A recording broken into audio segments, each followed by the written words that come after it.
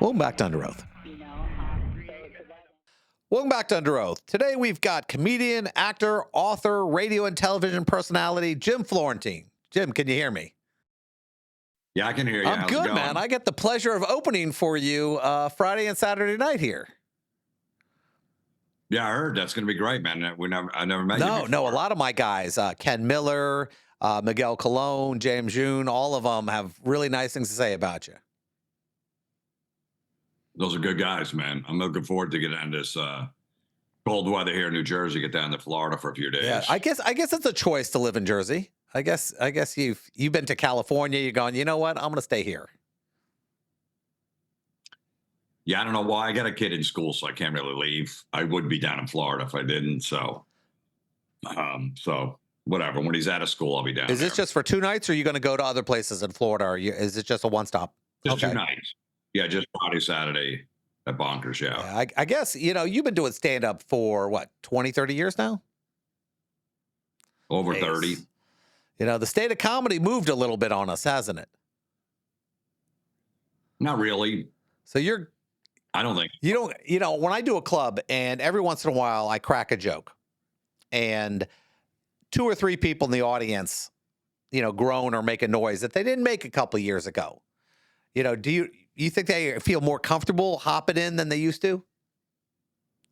I don't see that. I remember in 1993 when I first started doing joke comedy. I did a college and I said the word chick, and they didn't want to pay me because I said I was misogynist. So, most of the people that are offended, which is just the media just drives that in all that shit anyway.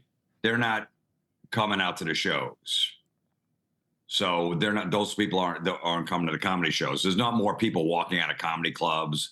There's not more people complaining or any of that stuff. That's just all stuff online. People always groaned at jokes. They groaned at jokes for years. I mean, you started your career, doing work with Dice Clay, going around the country, where Dice could say whatever he wanted to. How comfortable was that knowing you walked onto stages and never had to worry about a single word you said? I still don't worry. I still don't worry about it. I say whatever the hell I feel like saying. And, if someone gets offended, then they walk out. But people will, if they walked out 25 years, I remember doing a Bill Cosby joke like 15 years ago and a woman walked out. So everyone just has this perception that you can't get away with stuff. Yeah, maybe on TV, maybe in movies, they got to be all, but when you're in a comedy club, it's not happening. Now, I've noticed one thing. As I've aged, my material has changed a little bit over time. Not being careful, but just because my material, when jokes I did when I was 20, I can't do now. I mean, do you take from that, or do you just go, you know what, I'm doing the same stuff. It doesn't affect me. I just usually talk about what's going on in my life. So if whatever is going on is what I'm going to be talking about on stage. So yeah, stuff that I was talking about in my 20s when I first started, I'm probably not talking about because that's not what's going on. But no, I still would make a joke about whatever if it was from 25, 30 years ago, if I thought it was funny and it fit into my act. Now, what's interesting is because, you became famous from a lot of different things, but Crank Yankers was one of the biggest one. And, everybody, when I told them I'd be interviewing, I was opening for you, it was an addiction. I don't know what it was, but it was phenomenal where people couldn't get away from it. What, yeah. The Crank Yankers? Yeah. No, it was huge. It was huge back in the day. It was Comedy Central. That was the place where everyone went to see comedy. It was on right after South Park, so it was a perfect spot. The Daily Show with Jon Stewart was right after it, so we had a perfect spot for that. So, no, it was amazing. It really helped my career out a lot. Now, the weird thing when I think about, everybody's goal, a comedian's goal is, I want to get on television. I want to get a show. I want to get this. You've been in the business long enough that do you forecast, hey, a year from now I want to be doing this, or you're just going to go, hey, listen, I'm going to let it flow. Whatever happens, happens. Yeah, I'm more like let it flow, see what happens. You never know when you walk into something in your career. Somebody might see you in a club you don't even know is going to be there, or just another comic that's bigger than you takes a liking to you and puts you on the TV show. So you just don't know. So I just always focused on my stand-up, doing that live. I always knew that was my bread and butter. So anything else was just a bonus. Now, a lot of people, when they get that shot at TV, They don't want to go back. They go, listen, I don't want to work the clubs anymore. It's a hard life. I don't do this. I mean, I get an energy when I work a club. I like being around comedians more than I like being around regular people. And I don't know whether it's natural or I'm just screwed up somewhere, but you put four comedians in a room and for like an hour or two, it's like the best hour you're going to have. Yeah, well, the thing is, like, if you're on a movie set and you're doing really well in your career, you're getting $2 or $3 million to work for 6 weeks, or 4 weeks on a movie set. You have to memorize lines, and that basically it. Then they go, I don't want to go back to the clubs where I got to really, work hard and hone these jokes, and it's going to take a long time. It's just a slugging it out. It's basically just going back in the trenches. So a lot of guys don't want to do that because, like, no, I'm done with that. That was too hard. I'd rather just memorize lines. The hardest thing for me is the material because with everything on the internet, with everyone taking clips of what you do, you know, somebody will take a clip of, basically your whole set and throw it online somewhere. And you're thinking, well, like that set is dead. I've got to now create all this new material. How do you deal with, are you constantly writing or you're like going, I'm good. I'm going to do this set here, here, here. I don't really care if they've seen it before. No, I'm always good. You get writing. I put a comedy special out like every 2 to 3 years. So, and then when I'm done with that material, I'm done with it. I put it out there. And then I just start from scratch and work on another one. So that's what I'm close to be doing now. I'm just still honing the material that I've been working on the last couple of years. I'm going to shoot a special soon. And then once I do that, I just start from scratch and just go back to working on stuff. I like that part of it. I like that part of the process. I was sitting where you come up with these ideas and where you write. I mean, the other day I'm sitting in Starbucks and I'm writing, I'm just trying to get 8 minutes down. And, you're trying to amuse yourself, you're trying to come up with it. Do you ever go over it with somebody or you're going, no, I got it. I think this is good and I'm going to do it. Or do you run it by your wife or your kids or friends? No, I just got to do it on stage because I'll just, throw it out there to see if it works. Because you don't know. You could, no matter how long you're doing comedy, you think there's something you just came up with is going to work great on stage and it gets nothing, or something you just think is, this isn't going to work. Let me try it. And then it works really well. So I always just try it in front of a live audience. And then I just record them and I just listen back and I kind of tweak it and fix it, and mold it. Now, you live in Jersey. I mean, I assume you head over to the city and work a bunch of clubs every once in a while, like four. I know guys who do like 5 sets a night or 6 sets a night, just going from club to club to club to get a feel for the material and to see if they can run it better and what works and doesn't work. Is that the process? Yeah. I mean, I usually just stay at one club, but I could do 2 or 3 sets in a night. The 15-minute sets, they're not like a 45 minutes to an hour headlining on the road. But yeah, that's how you work it out, especially like a Monday or a Tuesday night. There's like 20 people in the room. That's a perfect time to just work on the material. Have your notes on the stool on stage or whatever, and just kind of figure it out. Now, you're at a stage in your career where you basically can just walk into a club and say, hey, listen, can I do 20? I mean, do you do that or you call ahead? I mean, how do you just work the room or you don't even care? No, I wouldn't do that. I'm not at that point in my career. I mean, especially in New York, you got to be on the schedule. I'm not, but if I go to, there's a club called Uncle Vinny's Comedy Club in New Jersey here, so I know the owner. So I'll text him earlier in the day, hey, can I come down and do a 10-minute guest set on the show? He's like, yeah, no problem, whatever. So I do it like that. But no, you pretty much have a schedule. Like I have a whole schedule for February when I'm going to be in New York City. To give you like a few weeks in advance, and I put on the nights I'm going to work. And I just show up and do my set. But no, I don't walk into a club. I wouldn't do that anyway. Now, it's interesting for a lot of people. A lot of people, when they see a comedy special, they think, well, that's just this material for the year or something. They don't realize that you have to work that material 20, 30, 50, 60 times. I mean, how many times do you think you've done a bit before it's ready for one of your specials? Probably 250 times. Usually 2 to 3 years. So how many shows I'm doing usually? I mean, I don't know if I do it every night, but pretty much somewhere around 200 to 250 times. Yeah. You really got, and then you can always add stuff to it, take some stuff out, tweak it or whatever like that. But, it takes a while, because you could film something and then like a month later go, man, I thought of 6 more great jokes for that too. That could have expanded that bit. So I take my time with them. Now, you've been around the business a while. You've done a lot of things that people know. What was the coolest moments you've had in your life because of Crank Yankers where you got to meet somebody, you go, wow, this guy knows me. I can't believe, where he's a fan of yours and you're a fan of his. Eminem wanted to be on Frank Anchors. He liked the characters I did. He used to watch the show all the time, so he wanted to be on the show and he wanted to do calls with the characters that I did. So, and then, yeah, he knew me. He's like, I want to do calls with that guy. I had no idea he was watching the show. So we did a bunch of calls together and stuff and kept in touch for a while. That must be pretty cool. You're hanging out with Eminem. I mean, that's a pretty cool moment. Yeah, yeah, it was. I mean, I was just like, you don't want to piss that guy off because he'll write a whole album about you, you know? I think he might be safe. I don't know if he saves it for other rappers. I don't think I've never seen him tee off on a comedian on a. You never know. You never know. Whatever inspires him to write, he'll do. Now, a lot of people don't know the way this works. You go to a show, they give you some opening act. You have no clue who it is. You don't, very rarely do you get to ask who's opening for you. And what is the number one priority for you, for example? You go, if this guy opens up for me, just don't do this and this and this before I go on.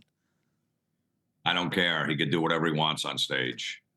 I'm the headliner. If I'm headlining, I got to follow what's ever in front of me. That's my motto. Then don't take the headline spot. Don't be the last guy on. So, the guy before me is just trying to get to where my spot is as a headliner. So I'm not going to tell him, don't do these jokes that probably will work really well to make me look better. I won't do that to the guy because I was in that guy's position.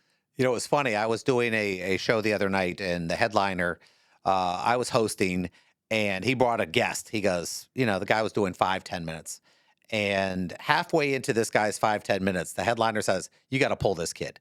He's killing the room. And I was going, he's only got 10 minutes. I mean, you pull a kid 3 minutes in, and I can't imagine doing this, but I guess it's a necessity sometimes. I mean, I doubt you've ever done that. That sounds like someone that's insecure. If someone's killing in front of you, that you could ride that wave of laughs. Like comedians all got this stuff in their head. Like that kid that just went up there, when the headliner goes on, you introduce them, they're not thinking, oh man, let's see if this guy could be funnier than that last guy. They don't have that. They're just out to have a good time. They'll make the decision maybe halfway through the show or at the end of the show. So, but if that's all in your head going up there, you're bound to fail. You go in New York City, you work these clubs, or Los Angeles, you got killers in front of you doing 15 minutes. Killing. What are you going to do? Not go on stage? You better get ready. You better have to be ready for that stuff. And the crowd doesn't care. You can easily just reset the room, whatever it is, get them into your style, and that's it. And then you just go from there. If your jokes are funny, they're funny. Now, you've had the opportunity to play rooms with 3 people and much bigger rooms. What do you think the biggest room you've ever played, and how do you even deal with it when people are, 100 yards away from you? No, I've opened for bands in arenas like these rock bands. So 17,000 people. It's tough. Really is. You just got to slow your delivery down because it takes a while for the sound and your voice to get around the whole arena and stuff. And, just be a little more physical too. I mean, it's strange now that comedians are now playing arenas on their own. I mean, I saw Chappelle, and there were about 23,000 people there, and he's sitting in the middle of the floor, slowly turning around on his stool. So half the time, 3/4 of the time, he's got his back to the audience. I mean, I can't even imagine trying to do that and realize that these people are not even seeing your face. 15,000 are looking at your back. I mean, I can't even imagine how difficult that is. That is weird because the people need to see the facial expressions. They must all be watching on the monitors, the screens, which is weird too. Because why even go to the show if you have to just watch it on the screen? Now, what's strange to me? Well, the internet has caused this. Famous guy will make a joke in one of his sets, and then everyone's supposedly mad at that joke. And I'm wondering if it's everybody or just somebody who wants to get that click by writing it. Nobody was mad. They just wanted to cause something.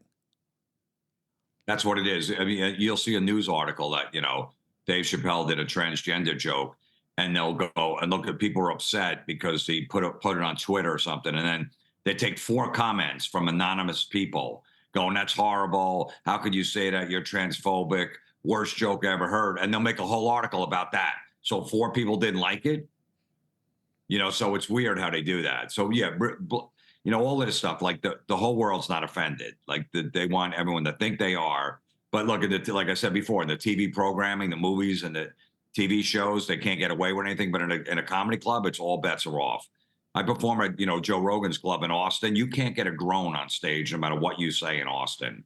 That's how good that scene is, and it's young people too. And I see that in New York City, young people between like 22 and like 28 that are not getting offended by jokes, which is a good sign. I think it was Generation X, the 37-year-olds now, the 37 to 42, those caused all the problems. This younger generation laughs at everything. There might be a few, but those people, like I said, those people don't come to the comedy club. And if they don't like a clip online, they weren't coming to see you anyway. So it's really not that big of a deal. Now, people talk about the difference between a comic and a comedian. A comic can tell, anybody can do that set. A comedian, that set is tailored to him. The jokes you write, do you normally go, this is a joke I can tell. That's a joke this guy can tell. This is in my lane.